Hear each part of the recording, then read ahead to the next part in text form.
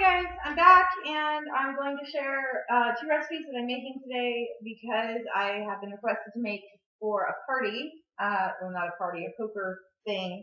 So I figure I'll share it with you guys. Right now I'm going to make some coconut macaroons, different than macarons. Macaroons are mounds of coconut and other such yummy deliciousness in a mound, whereas macarons are the French meringue cookie that is like a sandwich cookie and is much harder to make, but I can do it. Not all the time, but sometimes. So this one is pretty simple. It doesn't have very many ingredients. It's got egg whites, sugar, salt, vanilla, some flour, and then coconut, of course. Right now I'm going to be making a half batch because I don't have enough coconut for the whole batch, but I will put, if you want to make this, the whole recipe down at the bottom. So, and I'll also name off the ingredients as if they were full amount. It's pretty simple. It's not very hard. It just does take some time because you have to chill the dough. As for my corset, this is my silver overbust corset from Orchard Corset that I just am in love with. I like the way it feels. It is a bit loose in the hips, but that's okay because I'm still getting used to everything, so that's nice for me. Alright, so let's get started. All you gotta do for the first part is to take a heat-proof bowl, something that is okay to heat up over boiling water, and you're gonna add your whole cup of sugar along with 4 egg whites at room temperature. Like I said, I only have a half, so I only have 2 egg whites, but, you know, work with it. Get a whisk or a spoon, or I use my hand. Okay, so you want to heat some water to just simmering. You don't want to get it overly boiling, and you want to set your bowl in there, and you want to make sure that the bowl doesn't touch the bottom of, or the top of the water, and mine does, so I'm going to dump some out.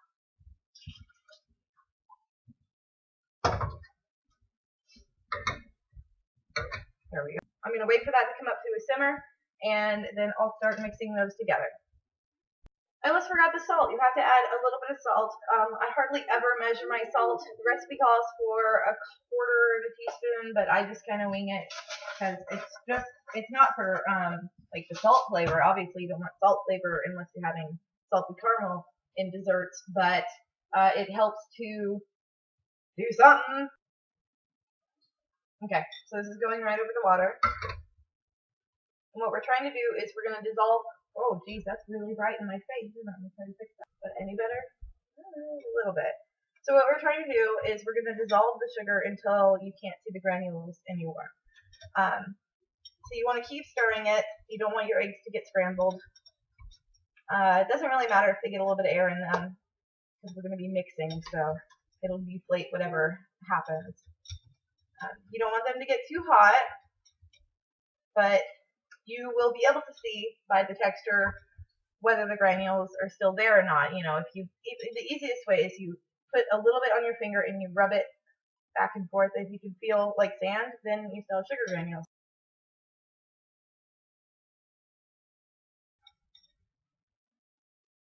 You don't want it to get too rolling boil or it'll start splashing the bottom of your bowl.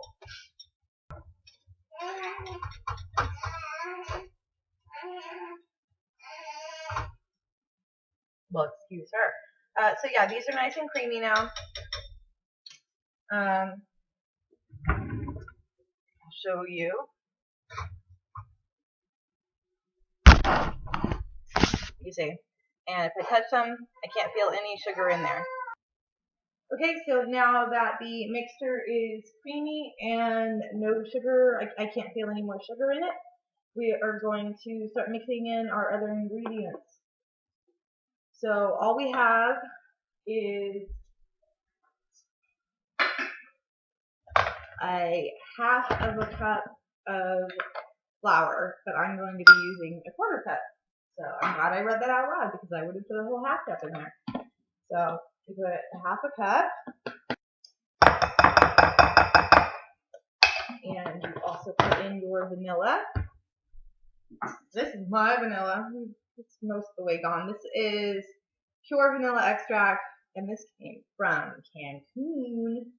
My boyfriend's uncle and aunt went there on vacation this spring for spring break, and brought me back this. And they brought back a dress for my daughter, and they brought back some, just some cool stuff for us. This calls for a teaspoon of vanilla extract, and I don't usually measure, I just usually dump and be like, yeah, that's enough. So put in for me a half a teaspoon, but for you a full teaspoon. And we want to mix the flour and the vanilla in there. And then we're going to take 3 cups of shredded or flaked sweetened coconuts. Did I say 3 cups? Yeah, 3 cups, but mine's a cup and a half. So mixing that in.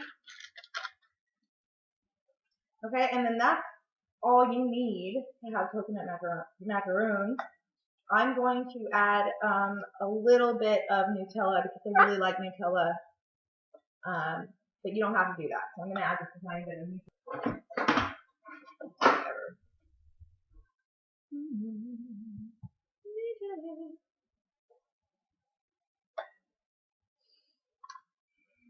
And I'm going to mix that in. You bite your chair? My daughter, by the way, rolled over. Yes, she rolled over from her front to her back, and it was awesome. And she did it multiple times, and it made me very happy. Okay, so all this is mixed in. And now what you're going to do is you're going to cover it, and you're going to put it in the fridge for about 2 hours for it to firm up so you can make the mounds out of the coconut dough. Here's the, wow, that's such a mess, huh? Here's the second part. You weren't here, whatever. These have been chilling for about 2 hours, maybe even a little bit longer. I got a little caught up with YouTube. So these are my, what do we call them? What? Coconut Nutella macaroons. I'm so used to saying macarons. Anyway, so you want to preheat your oven to 325 degrees Fahrenheit, and we are going to, you can use big teaspoon or tablespoon or whatever, but I have my cookie scoop, and I love my cookie scoop, so I'm just going to do this. And if anybody saw my video earlier, yes, I'm reusing the parchment paper. And what? It's all cooked. Who cares? Chocolate. So yeah, I'm going to do this, and then we're going to bake them. I don't know if you guys can tell or not, but I'm not the most proper baked good maker under the sun, and I don't want to. I'd rather have fun and safe, obviously, but I'd rather have fun than be clean. You know what's funny? I don't even like coconut. Actually, I don't even know if I like coconut. I haven't had it in I don't even know how long, but it looks weird and it smells nice, but it looks weird, and I have not an aversion, but I'm like, no, I'm good. I don't need coconut in my life. I end up cooking a lot of stuff that I don't eat actually, because and I just have my daughter test it because she's so open to tasting things. I want to make sure things taste good for other people, of course. So I asked her her opinion, and she's very honest about it. She tells me whether or not it's good. It's not one. Perfect. Look at that. 3, 2, 3, 2, 3, 2, 3. Okay.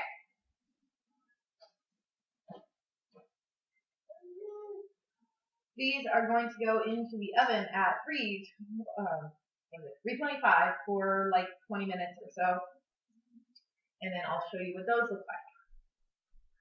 And I guess I'll talk about why it is that I enjoy corsing. I did this a long time ago, way back when. I think it was called Why Am I on YouTube?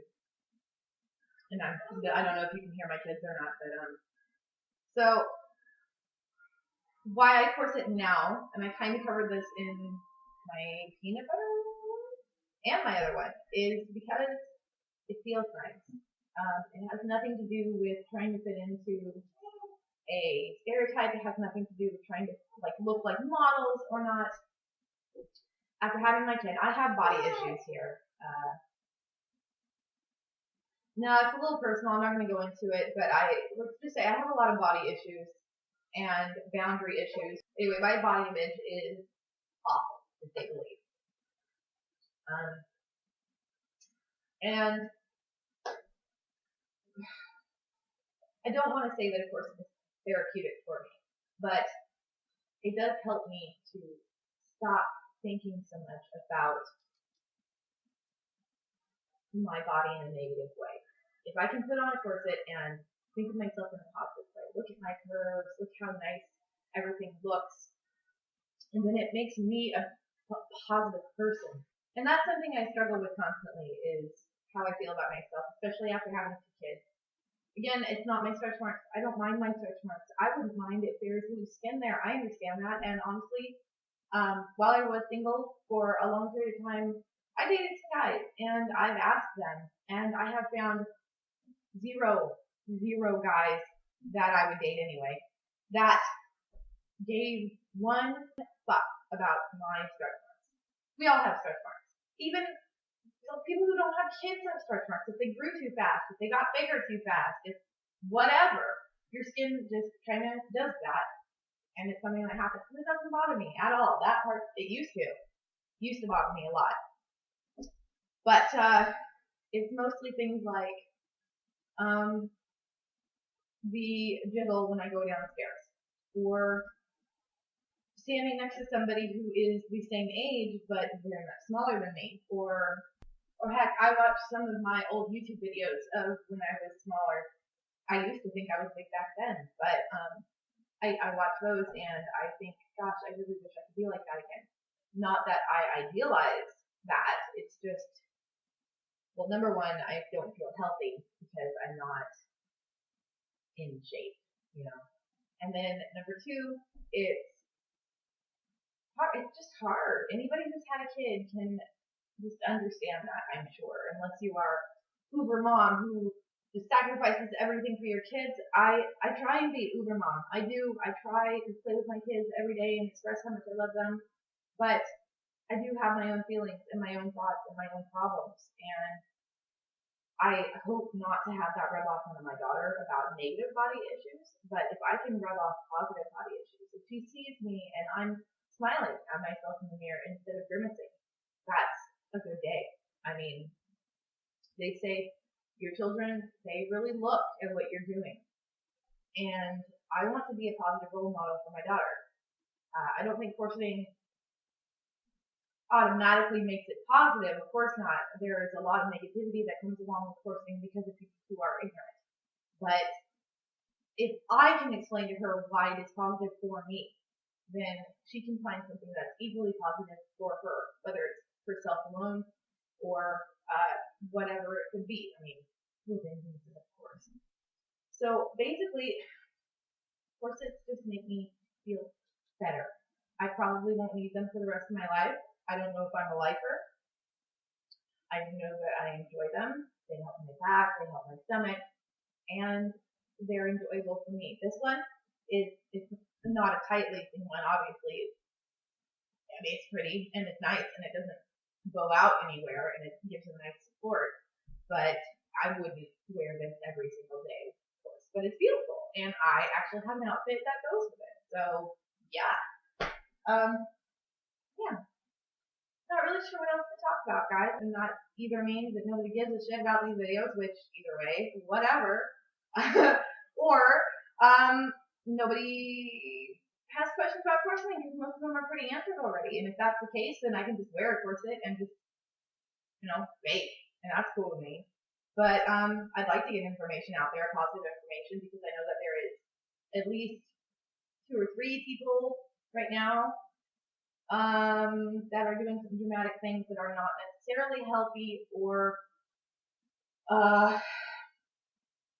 smiled on in the corset community.